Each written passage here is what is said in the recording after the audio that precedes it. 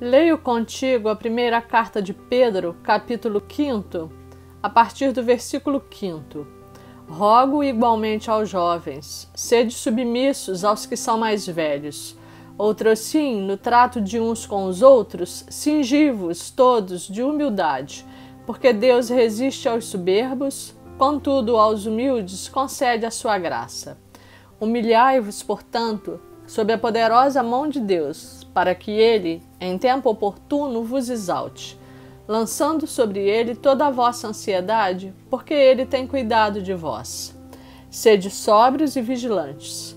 O diabo, vosso adversário, anda em derredor como um leão que ruge, procurando alguém para devorar. Resisti-lhe firmes na fé, certos de que sofrimentos iguais aos vossos estão se cumprindo na vossa irmandade espalhada pelo mundo. Ora, o Deus de toda graça, que em Cristo nos chamou à sua eterna glória, depois de terdes sofrido por um pouco, Ele mesmo vos há de aperfeiçoar, firmar, fortificar e fundamentar. A Bíblia chama a atenção para a necessidade de nos quebrantarmos diante do Senhor desde sempre. Já em Êxodo, capítulo 32, o povo de Israel aborrecia o Senhor com reclamações e murmurações, tendo ele dito a Moisés no versículo 9: Tenho visto a este povo, e eis que é povo de dura cerviz. Com isso, dizia que era um povo teimoso, rebelde e de coração duro, porque não aceitava ensinamento e direção, decidindo fazer tudo de acordo com sua própria vontade. E nesse posicionamento de altivez, eles resistiam ao plano de Deus de tirá-los da condição de escravos, de conduzi-los a um lugar seguro e de conceder-lhes a verdadeira liberdade pela transformação e santificação de suas vidas. Nessa passagem da carta de Pedro, vemos mais uma vez esse alerta, esse conselho para a necessidade de abandonarmos o princípio da autossuficiência e de nos curvarmos à vontade do Senhor. Meus irmãos, Deus é Deus. Seus ensinamentos são claros no sentido de que temos de reconhecer a nossa incapacidade, de que não podemos resolver as coisas do nosso jeito ou conforme a nossa vontade, e que devemos nos esforçar para refrear os nossos impulsos e as nossas más inclinações e conformar a nossa personalidade, o nosso eu, à vontade do Senhor, porque a sua vontade é sempre boa, perfeita e agradável. São várias as passagens bíblicas que chamam a nossa atenção para que não nos apresentemos arrogantes e com soberbas diante do Senhor, para que reconheçamos que todo poder, toda sabedoria e toda grandeza vem dele, e que nós, sem ele, não somos nada. A maneira de nos aproximarmos do Senhor é pela oração. Quando abrimos o coração e nos achegamos ao Pai em oração, buscando a sua presença, sentimos a força, a virtude e a autoridade que emanam do nosso Senhor e Salvador. Seu poder nos constrange e imediatamente somos tocados sobre quem Ele é e sobre quem nós somos. Jesus Cristo, pelo seu sacrifício de amor, nos elevou à condição de filhos de Deus. Essa verdade é maravilhosa e incontestável. Somos filhos, sim, e herdeiros das promessas e da graça de Deus. Mas nós não somos, nem podemos achar que estamos no mesmo patamar de grandeza do Senhor. Não.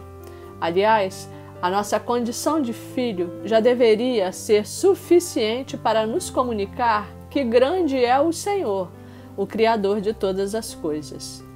E essa diferença é tão patente que, em oração, somos levados pelo Espírito Santo, primeiro, a reconhecer o quão grande e poderoso Deus é, e logo depois, a reconhecer a nossa pequenez e o nosso estado de dependência total a Deus. O ato de nos colocarmos em oração diante do Senhor já traz quebrantamento em nós, porque nos mostra as nossas faltas, imperfeições e omissões, trazendo arrependimento ao nosso coração e a necessidade de reconciliação com o autor da vida e o consumador da nossa fé. Revela a nossa essência e quem nós somos, e faz com que nos humilhemos debaixo de sua vontade e das suas poderosas mãos em busca de perdão. Essa atitude de quebrantamento agrada a Deus, e quando estamos quebrantados e humilhados diante de Deus, tocamos o seu coração e alcançamos graças da parte do Pai. A Bíblia nos mostra isso na vida de Jó. Deus me entrega ao ímpio e nas mãos dos perversos me faz cair. Em paz eu vivia, porém ele me quebrantou. Capítulo 11, versos 11 e 12. E nos mostra a mesma coisa em relação ao rei Davi. Ele era um homem segundo o coração de Deus e andava na presença do Senhor. Mas como ser humano, também caía no erro, vindo depois a se quebrantar diante de Deus, como se vê nos Salmos 31, verso 12, em que ele diz: "Sou como um vaso quebrado". E os Salmos 51 nos apresenta uma oração inteira de confissão de pecados, de arrependimento e de quebrantamento diante do Senhor. Não me repulses da tua presença, nem me retires o teu Santo Espírito. Verso 11. Tiago, capítulo 4, nos traz esse mesmo ensinamento, nos versos de 6 a 8. Antes, ele dá maior graça, pelo que diz: Deus resiste aos soberbos, mas dá graça aos humildes. Sujeitai-vos, portanto, a Deus, mas resisti ao diabo, e ele fugirá de vós. Chegai-vos a Deus, e ele se chegará a vós outros. É preciso dizer que Deus não deseja nos destruir e nos esmagar. Ao contrário, seu objetivo é nos quebrantar e moldar o nosso caráter ao seu.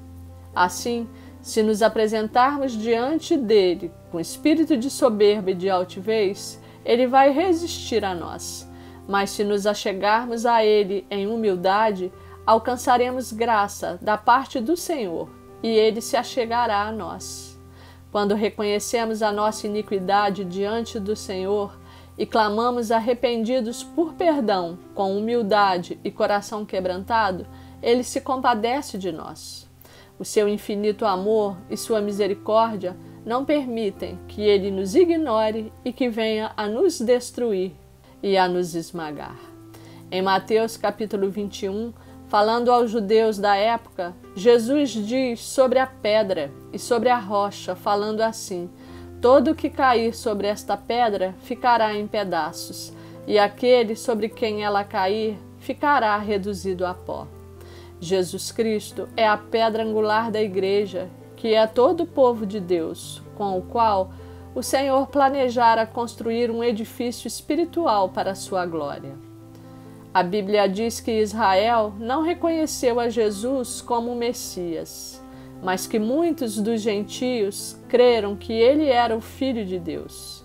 E é com esses filhos eleitos que Deus está edificando o corpo espiritual da sua igreja. Quando a palavra de Deus nos alcança, somos salvos e ele nos separa para si. E nessa condição, nos tornamos essas pedras que precisam ser lapidadas nas mãos do Senhor para atuar em harmonia com a sua vontade. Se não nos quebrantarmos diante de Deus, se formos teimosos, de dura cerviz, e se nos recusarmos a ser lapidados, ele também resistirá a nós, porque não seremos úteis na construção do seu reino. Mas se colocarmos a nossa vontade debaixo da vontade de Deus, se nos sujeitarmos a ele, alcançaremos misericórdia e graça. O Senhor toque o nosso coração, nos atraia em oração, nos torne humildes e nos conceda a graça do quebrantamento. Pelo seu Espírito Santo, que habita em nós, nos ensine a suportar a lapidação, a sermos amassados e moldados, para que possamos nos tornar instrumento útil na sua mão e capacitados para a sua obra. Amém.